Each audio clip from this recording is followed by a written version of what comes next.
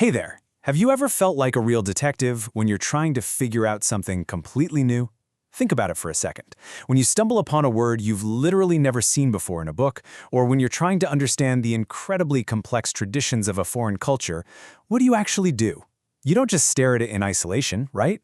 You look around it. You look for clues. Welcome to This Explainer, where I'll be acting as your master teacher today, taking you through a super fascinating grade 7 English lesson that beautifully bridges the gap between language and the real world. Today, we're diving into the absolute superpower that is context. We're going to start at the micro level, looking really closely at the mechanics of the English language and how we decode tricky vocabulary. But we definitely aren't stopping there. We're going to take those exact same literary tools and apply them to the macro level of human geography in Southeast Asia. It's going to be a blast. Here's our roadmap for today's explainer.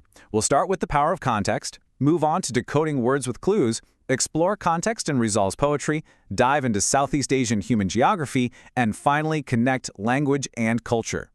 Let's kick things off with Section 1, the power of context, moving from the micro to the macro. So what exactly is context? Well, it's simply the surrounding environment. It's the setting that actually gives something its meaning.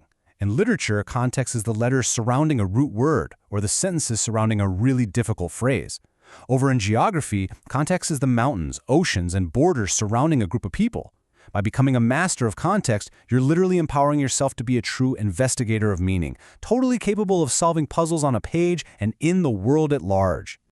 Moving right along to Section 2, decoding words with clues using linguistic tools. Before we even look at a whole sentence, let's zoom in on the word itself. You know how words have parts, right? We call these affixes, small word particles added to a base word to change its meaning entirely.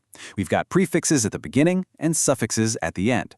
For a quick example, think about the base word create. By simply tacking on the suffix or, which means one who does something, that verb instantly transforms into the noun creator. The surrounding letters literally give the base word a brand new context and meaning. But what happens when the word itself doesn't give you quite enough clues? Well, you have to look at the neighborhood it lives in. There are 5 main types of context clues we use in reading. First up, the definition clue, where the text just flat out tells you what the word means. Second is the synonym clue, where a similar word is used nearby. Third, the antonym clue, where an opposite word creates a helpful contrast. Fourth, the example clue, where specific items are listed to illustrate the word. And finally, the explanation clue, where the surrounding lines describe the unfamiliar word in detail. I want you to keep these 5 magnifying glasses super handy because we are about to use them to investigate a really famous poem. Which brings us nicely to Section 3, context in Rizal's poetry, focusing on the personal context. Let me introduce you to Dr. Jose P. Rizal. This guy was an incredible scholar, a master linguist who spoke 22 different languages. No way, right? 22. And a writer who believed deeply in the power of the next generation. His famous words, "The youth is the hope of our future," perfectly capture his vision. But to really, truly understand his poetry, we need to understand the environment he was writing in.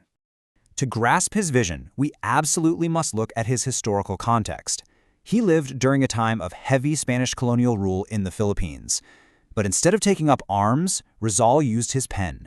He exposed corruptions and strongly advocated for peaceful reform through his literature. His personal experiences, the hardships, his unwavering faith, his intense desire for justice provide the essential background context we need to truly understand the deep, sometimes sorrowful, but incredibly hopeful themes in his writing. Let's apply those context clue detective skills we just learned to a piece he wrote called A Poem That Has No Title. In it, he writes to his creator, "Who did soothe me in my great loss?" If you don't know the word soothe, look at the surrounding words. This is a perfect explanation clue. The phrase, "in my great loss," explains exactly why he needs comfort. When someone experiences a great loss, they need relief, so soothe must mean to bring comfort. Then, a bit later he writes, "Who in my troubles gave me repose." Here, the word troubles gives us an antonym clue. What's the opposite of trouble? Peace and rest, right? Therefore, repose means a state of calmness after difficulty. Do you see how the surrounding words totally unlock the hidden meaning? Let's zoom out big time for Section 4, Southeast Asian Human Geography, the macro context. Think about this for a second. Just as the antonym troubles gives meaning to the word repose, The physical geography surrounding a group of people gives meaning to their entire regional identity.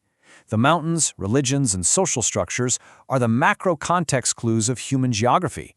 You literally cannot fully understand an ethno-linguistic group without looking at these broad clues.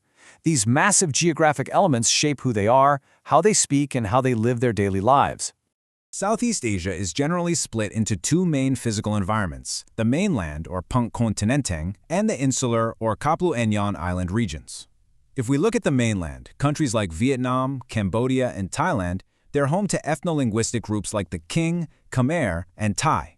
On the flip side, the insular region, featuring huge archipelagos like the Philippines, Indonesia, and Malaysia, is home to groups like the Cebuano. These physical borders and vast oceans act as the ultimate geographic context, completely shaping the unique languages they speak and the vibrant cultures they build. Finally, let's tie it all together in Section 5, Connecting Language and Culture by Visualizing Identity. When we examine visual evidence like contrasting traditional attire from different ethno-linguistic groups across Southeast Asia, it's striking. Notice the distinct patterns, the local materials used, and the very specific style of dress. Guys, these aren't just fashion choices.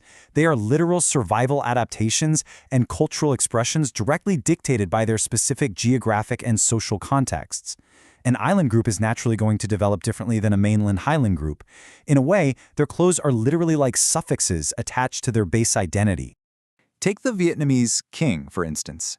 They represent a distinct identity heavily shaped by their mainland geography. Seeing their traditional dress, we're witnessing the beautiful result of centuries of linguistic evolution, faith, and societal structures merging together. To understand them, just like decoding a difficult word, we have to look at the whole picture: their history, their land, and their language. Similarly, when observing traditional Thai attire, it perfectly reflects the vibrant cultural context of mainland Southeast Asia. So, the absolute most crucial point I want you to take away today is this. Understanding these distinct human groups is exactly like reading Dr. Rizal's poem. You can't just isolate one person or one single word and expect to understand the whole story. You absolutely have to read the geography, the beliefs, and the history to truly grasp the magnificent diversity of human identity. Which brings us to our final big thought for this explainer. You've just learned how to use context to decode tricky words, read deep poetry, and even understand the sprawling human geography of Southeast Asia. Now, I want you to turn that lens right back on yourself. What elements of your own context, your everyday language, your local history, or the physical geography of exactly where you live, shape your personal identity? I challenge you to step out into your world today and keep acting as a master detective. Keep decoding the world around you. Thanks so much for joining me on this learning journey, and definitely keep looking for those clues.